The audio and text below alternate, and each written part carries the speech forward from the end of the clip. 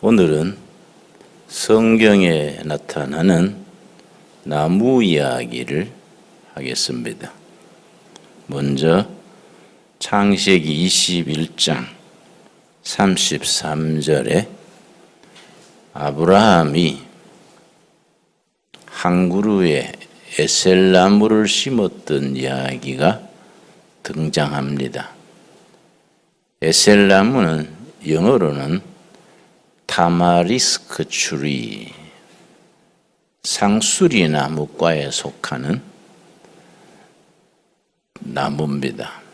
상수리 나무를 중동 지역에서는 특별한 나무로 인정해서 신목이라 부릅니다. 거룩한 나무. 이 타마리스크, 상수리 나무입니다. 우리가 쉽게 이해하자면 도토리 나무지요. 21장 33절 아브라함은 부엘세바에서 에셀나무를 심고 거기서 영원하신 하나님 여호와의 이름을 불렀으며 그가 블레셋 사람의 땅에서 여러 날을 지냈더라. 아브라함 이야기는 성경 창세기에서 12장에서 22장까지 아브라함의 이야기가 등장합니다. 아브라함의 평생을 창세기 12장에서 22장 사이에 기록하자면은 쓸 말이 얼마나 많겠습니까? 그 많은 말 중에서도 부엘세바에서 도토리나무 한 그루 심었던 것을 성경에 기록하고 있습니다. 나는 성경 읽으면서 곰곰이 따지는 버릇이 있습니다. 왜 에셀나무 얘기를 왜 썼을까? 많고 많은 이야기 중에 에셀나무, 도토리나무 한 그루 얘기를 왜 썼을까? 그걸 제가 의문을 가지고 생각을 하고 자료를 찾고 그렇게 합니다. 성경 읽는 방법은 두 가지입니다. 첫째는 소설책 보듯이 쭉쭉 읽어 나가는 방법을 성경 통독 그럽니다. 둘째는 한 구절 한 구절 한 단어 한 단어 곱씹으면서 참고서를 가지고 공부하면서 묵상하면서 읽는 방법을 정독이라 그럽니다. 그러니까 방학 때나 휴가철에 다른 일 다 거두절미하고 성경 일독하겠다. 그런 계획이 참 중요합니다. 자, 21장 33절 다시 읽습니다. 아브라함은 부엘세바에 에셀나무를 심고 거기서 영원하신 여호와의 이름을 불렀으며 에셀나무, 상수리나무 한 그루 심고 그 나무 곁에서 여호와의 이름을 불렀습니다. 그래서 그 지역에서는 상수리나무, 에셀나무를 거룩한 나무라고 인식하기 때문에 제사 지낼 때도 에셀나무, 상수리나무 밑에서 제사 지내고 중요한 계약을 맺을 때도 에셀나무 곁에서 계약을 맺고 결혼식 할 때도 에셀나무 숲에서 결혼식을 하곤 합니다. 대전 대덕단지에 사는 과학자 한 분이 등산을 하고 내려오는데 목이 많이 말랐습니다. 그래서 물을 가져가지 않아서 겨울물 마시려고 그 산에서 내려오는 겨울물 어디서 마실까 보니까 다른 곳에서는 좀 물이 탁한 것 같아요. 깨끗하지 않는 것 같았는데 한 곳에는 물이 아주 맑았습니다. 거기에 이제 엎드려서 물을 마시다가 보니까 의문이 생기지요. 과학자니까. 같은 냇물인데 왜 요 자리만 특별히 맑을까? 그 생각하면서 마셨는데 그 바닥에 도토리가 많이 떨어져 있는 겁니다. 도토리가 뭔가 이 역할을 하는 모양이다. 그 도토리를 매달 주셔서 연구실에 와서 분석을 했습니다. 그러니까 도토리에 해독작용이 있는 거예요. 오염된 것을 정화시키고 독이 있는 것을 해독시키고 그런 역할을 하는 걸 깨닫고 그걸 가지고 특허를 냈습니다. 한 10년 전 얘기지요.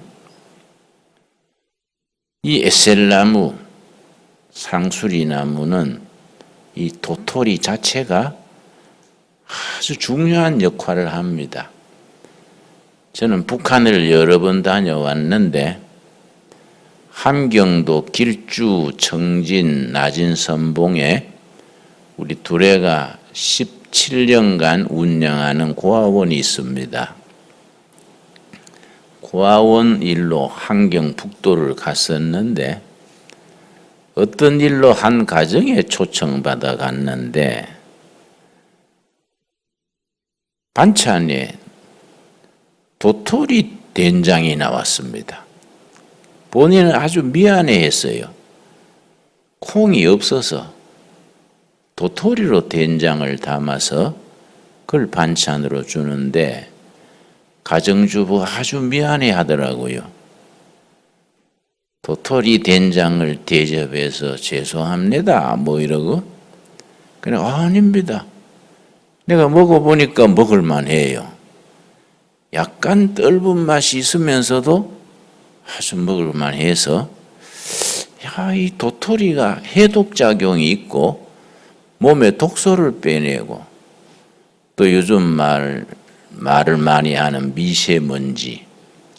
미세먼지를 제거하는 우리 식물은 두 가지입니다. 도라지, 도토리. 두 가지는 미세먼지를 해독시켜주는 기능을 가집니다. 남한에 가서 한국에 가서 도토리로 된장 만드는 걸 연구해 봤으면 좋겠다.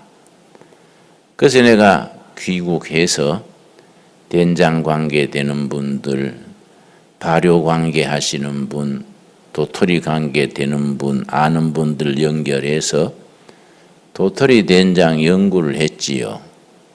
자료를 보니까 고려시대에 벌써 도토리 된장을 먹었더라고요.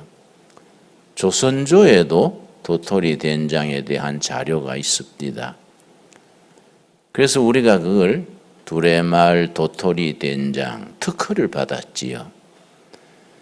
특허를 받아서 곧 두레마을 도토리 된장 곧 시장으로 나가게 됩니다.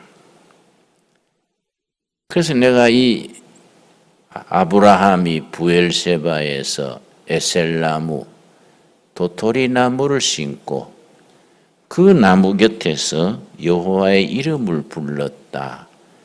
이 말씀에 관심을 가집니다. 특별히 고담 34절 보면은 자기가 오래 살 땅도 아니에요. 지나가는 땅입니다. 그가 블레셋 사람의 땅에서 여러 날을 지냈더라. 그 영구히 사는 땅도 아닌데 거기에 에셀나무를 심었습니다. 참 성경의 나무 얘기를 쭉 읽어보면은 참 흥미가 있습니다. 신약에 예수님께서 무화과 나무에 지나가시면서 무화과 열매를 찾았습니다. 마태복음 21장 찾겠습니다. 마태복음 21장 19절 말씀. 예수님이 시장하셨든지 무화과 나무 밑에 가서 무화과 열매를 찾았는데 무화과가 이 참 약재고 식품입니다. 무화과가 이 조약으로 쓰이지요. 이 종기, 부스럼 이런 걸 치료하는데 무화과가 쓰이고 아주 건강에도 좋은 과일입니다. 마태복음 21장 19절 말씀 19절 읽습니다. 18절부터 읽겠습니다. 이른 아침에 성으로 들어오실 때 시장하신지라. 예수님께서 아침 식사를 거르시고 이제 성으로 들어오시는데 시장하셨다 그랬습니다. 19절 길가에 산 무화과 나무를 보시고 그리로 가서 잎사귀밖에 아무것도 찾지 못하시고 나무에 기르시되 이제부터 영원토록 너가 열매를 맺지 못하리라 하시니 무화과 나무가 곧 마른지라. 시장하셔서 무화과 열매를 좀 따먹으시려고 나무 밑으로 갔는데 어쩐 일인지 무화과 열매가 하나도 없었습니다. 그래서 열매 맺지 못하는 무화과 나무를 예수님께서 책망하시면서 앞으로 네가 영원히 열매를 맺지 못할 것이다. 그렇게 말씀하셨습니다. 나는 이 말씀 읽으면서 잎은 무성한데 열매는 없는 그 무화과 나무를 생각할 때 내 자신을 생각할 때가 있습니다. 이름도 나고 뭐 알려지기도 하고 초청도 받고 하는데 잎만 무성하고 필요할 때 열매가 없는 무화과 나무 같은 사람이 되면 안 되지. 그 열매가 있는 나무가 돼야 되는데 열매 없이 잎만 무성하면은 그 얼마나 하나님 앞에서 우리 사명을 감당하지 못하는 사람이 되지요. 잎이 무성한 만큼 열매도 맺는 그런 무화과 나무, 그런 사람, 그런 성도가 돼야 됩니다.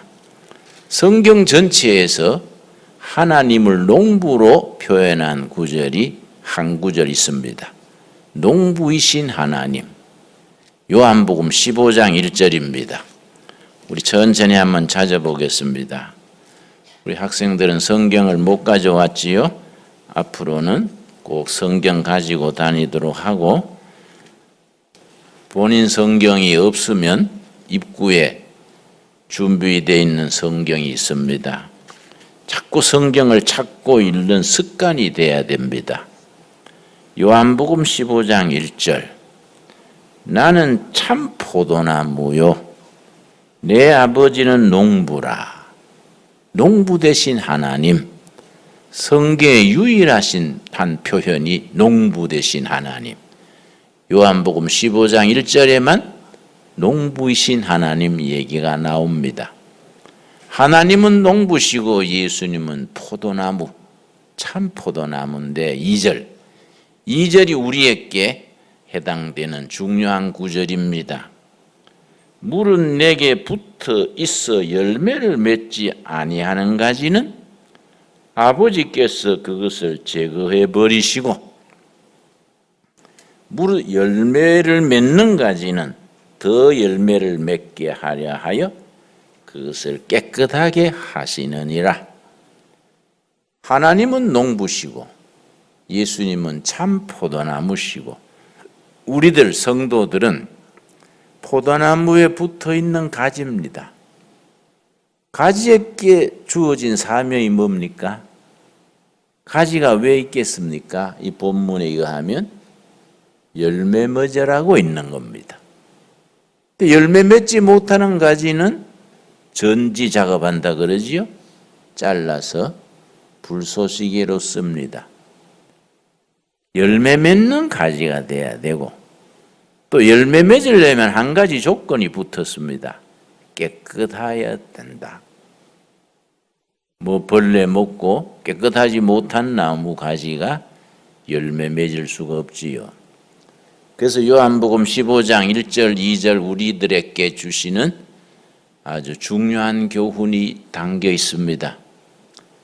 농부 되신 하나님, 참 포도나무 되신 예수님, 포도나무에 붙은 가지, 가지는 열매를 맺어야 한다. 열매 맺기 위해서는 깨끗해야 한다. 우리 자신에게 주시는 말씀으로 받을 수 있기 바랍니다. 그런데 어떤 성경학자가 성경은 나무 세 그루의 이야기다. 성경 전체를 세 그루의 나무 이야기다. 그렇게 성경을 정의한 분이 있습니다. 첫 번째 나무는 세 그루 나무 중에 첫 번째 나무는 창세기 2장 9절, 우리 한번 찾아보겠습니다. 창세기 2장 9절에 첫 번째 나무가 나옵니다.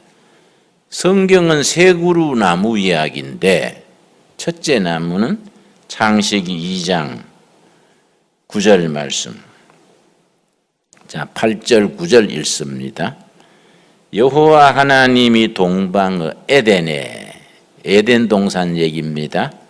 동산을 창설하시고, 여러분 에덴 동산이라고 할 때에 에덴이란 말은 행복이란 말입니다.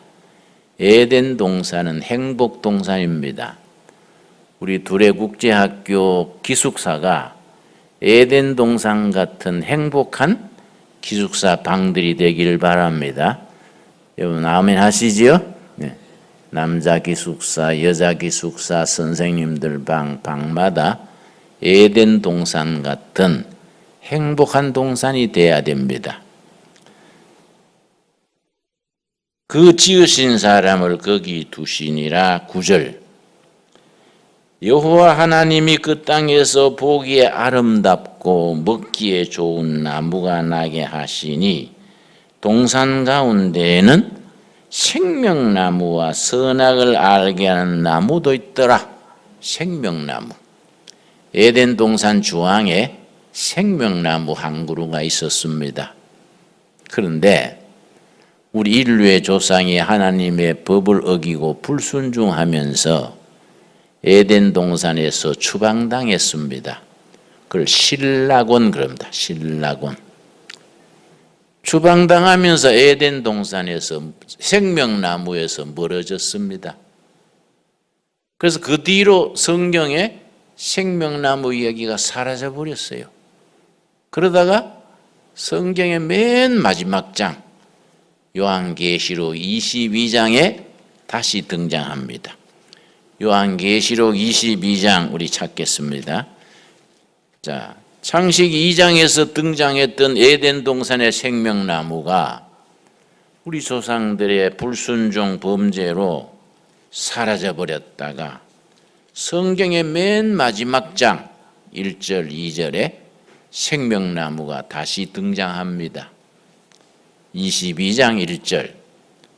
또 그가 수정같이 맑은 생명수의 강을 내게 보이니, 생명수 강, 생명나무 강, 생명수, 생명의 물이 흐르는 강을 내게 보이니 하나님과 몇 어린 양의 보호자로부터 나와서 길 가운데로 흐르더라. 길 좌우에 무슨 나무가 있습니까? 생명나무.